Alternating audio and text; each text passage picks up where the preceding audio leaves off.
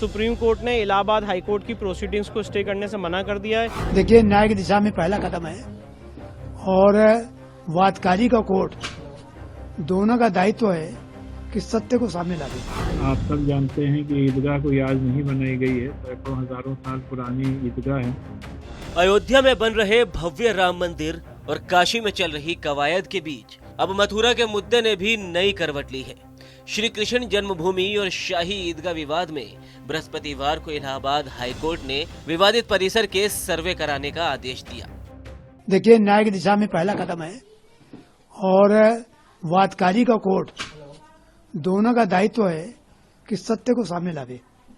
As वादकारी मेरी duty है कि मैं वादी हूं कि कोर्ट के सामने सच्चाई आवे, किसी रूप में आवे।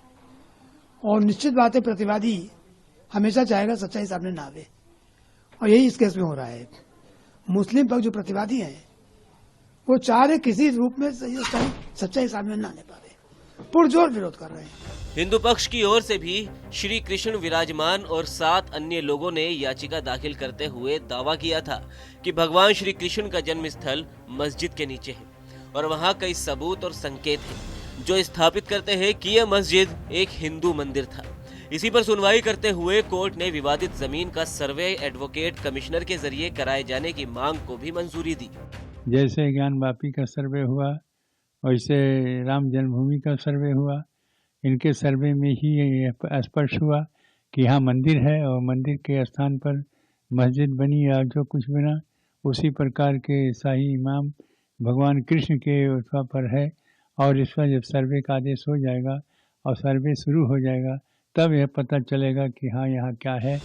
एएसआई सर्वे कब से होगा, कितने लोग इसमें शामिल होंगे, ये सब 18 दिसंबर को तय होगा। वहीं हाईकोर्ट का यह आदेश मुस्लिम पक्षकार और धर्म गुरुओं को रास नहीं आया। 1968 में श्री कृष्ण जन्म स्थान सेवा संस्थान और शाही मस्जिद ईदगाह ट्रस्ट के साथ हुए समझौते और वर्शिप एक्ट को आधार बनाकर मुस्लिम पक्ष कह रहा है कि साजिश के तहत उखाड़े जा रहे हैं ये मुद्दे। देखिए, हम लोग हमेशा कोर्ट के फैसले की रिस्पेक्ट करते हैं। जहाँ तक मथुरा ईदगाह का सवाल है तो आप सब जानते हैं कि ईदगाह कोई आज नहीं बनाई गई है, सैकड़ों हजारों साल पुरानी ईदगाह है। और कभी भी मुसलमान अपनी कोई भी इबादतगाह, चाहे मस्जिद हो चाहे ईदगाह हो, किसी की भी दूसरी ज़मीन पर कब्जा करके नहीं बनाते हैं, क्योंकि उस पर एज पर इस्लामिक लॉ वहाँ पर इबादत करना ही जायज़ नहीं होता है। AIMIM मुखिया सदुद्दीन ओवैसी ने कहा, बाबरी मस्जिद केस के फैसले के बाद मैंने कहा था कि संघ परिवार की शरारत बढ़ेगी। मथुरा विवाद दशकों पहले मस्जिद कमेटी और मंदिर ट्रस्ट ने आपसी सहमति से सुलझा लिया था। इन विवादों को एक नया ग्रुप उछाल रहा है। प्लेसेस ऑफ वर्शिप एक्ट अभी भी है, लेकिन इस ग्रुप ने कानून और न्यायिक प्रक्रिया का मजाक बना दिया है। सुप्रीम कोर्ट को मामले में 9 जनवरी को सुनवाई करनी थी, तो ऐसी क्या जल्दी थी कि सर्वे कराने का फैसला देना पड़ा। वहीं हाईकोर्ट की कार्यवाही और सभी केस के ट्रांसफर पर रोक के लिए शुक्रवार को सुप्रीम कोर्ट पहुंचे मुस्लिम पक्ष की याचिका पर कोर्ट ने रोक लगाने से इनकार कर दिया। याचिका खारिज करते हुए सुप्रीम कोर्ट ने सुनवाई के लिए 9 जनवरी की तारीख तय की है। शाही ईदगाह मस्जिद है वो सुप्रीम कोर्ट आई थी ऑनरेबल इलाहाबाद हाईकोर्ट के ऑर्डर को चुनौती देते हुए, और उनका ये कहना था कि ये जो प्रोसीडिंग है इलाहाबाद हाईकोर्ट के सामने उसको स्टे कर दिया जाए।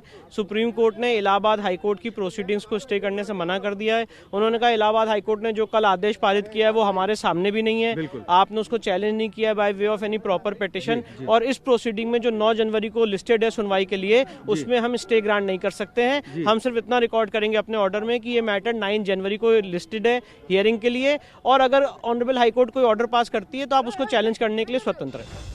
बहरहाल अब इसे 2023 की बिसात पर 2024 की शुरुआत कहे या कुछ और, जो भी हो, बीते दिनों पीएम मोदी के दौरे के बाद से ही मथुरा पर सियासी महाभारत का मैदान सजता दिख रहा है। अब हाईकोर्ट के सर्वे वाले आदेश के बाद मथुरा का मुद्दा अयोध्या वाले अध्याय पर जाता हुआ नजर आ रहा है। ऐसे में सवाल यही है कि क्या सर्वे पर सजेगी 2024 की रणभूमि।